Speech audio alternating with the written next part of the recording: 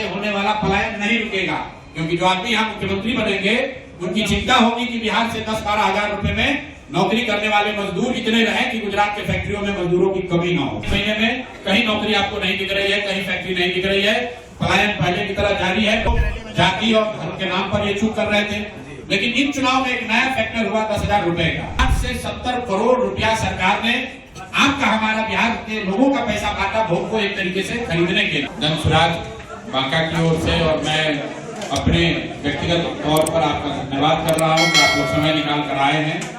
जैसा कि आपने देखा होगा कि आपको पता है, ये जन स्वराज के संगठन से जुड़े हुए साथियों की चुनाव के बाद पहली बैठक थी। बैठक का जो उद्देश्य है, ये चुनाव परिणाम आने के बाद जन स्वराज ने ये घोषणा की थी गांधी विद्यारवा आश्रम पश्चिम चंपारण से, जहां से इस अभियान को 3-3.5 साल पहले शुरू किया गया।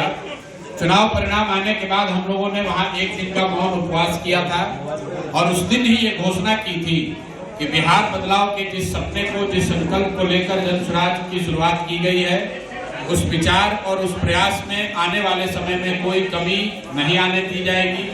उसके ईमानदारी में, उसकी शुद्धता में, उसकी तीव्रता में कोई कमी नहीं आएगी।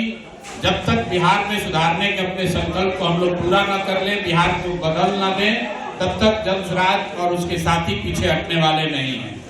उस समय ये घोषणा की गई थी कि 6 महीने सरकार को, नई जो सरकार बनी है, इसको 6 महीने का समय दिया जाएगा, ताकि जो उन्होंने लोक लुभावने वादे किए, जो लोगों को पैसा देकर वोट खरीदा, बड़ी बड़ी बातें कही, उसको उस पर अमल करने का उनको अवसर दिया जाए।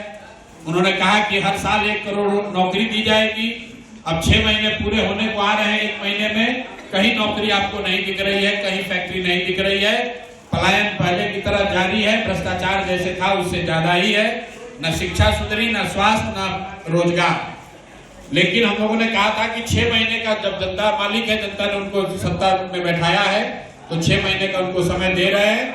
इन 6 महीनों में हम लोग पहले अपने जन स्वराज के संगठन को फिर से पुनर्गठित करेंगे। तो अभी जो पिछले 4 घंटे से यहाँ चर्चा चल रही है, वो सिर्फ और सिर्फ संगठन से, इस विचार से जुड़े हुए उन साथियों के फीडबैक के लिए है कि पीछे जो हम लोगों ने प्रयास किया उसमें कहाँ चूक हुई, कहाँ कुछ कमी रह गई, ताकि सभी साथियों की भावना का, उनके अनुभव का, उनके सुझावों को समायोजित करके जन स्वराज के संगठन को फिर से पुनर्गठित किया जाए। और अभी जो तय किया गया है कि आने वाले 3 महीने में, मतलब अप्रैल, मई और जून के महीने में जन स्वराज के संगठन को हर स्तर पर फिर से पुनर्गठित किया जाएगा। और 3 बार मैं बांका में स्वयं आऊंगा, आज आया हूं, और जब संगठन का पुनर्गठन हो जाएगा तो संगठन के साथ बैठकर आगे के कार्यक्रम को फाइनल करने के लिए 2 बार मैं और फिर से आऊंगा।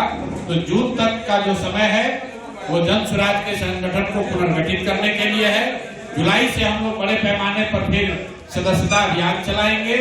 और एक और महत्वपूर्ण विषय जिस पर चर्चा अभी चल रही है, निर्णय नहीं हुआ है कि क्या बिहार में होने वाले पंचायती राज के चुनाव में जन स्वराज दलगत आधार पर भाग लेगा या नहीं।